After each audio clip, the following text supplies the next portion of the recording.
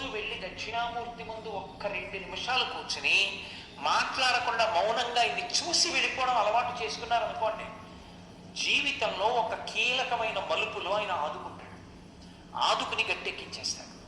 దక్షిణామూర్తి దక్షిణామూర్తే గొప్పది.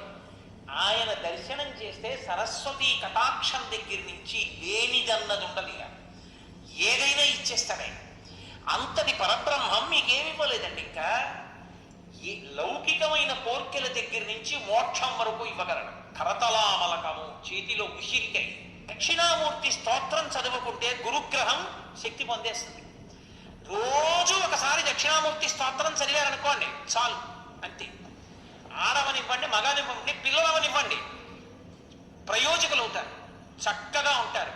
ఏమి పెద్ద ఇబ్బంది పడిపోయి భయంకరమైన స్థితిలోకి వెళ్ళిపోకుండా కాపాడుతుంది దక్షిణామూర్తి స్తోత్రం.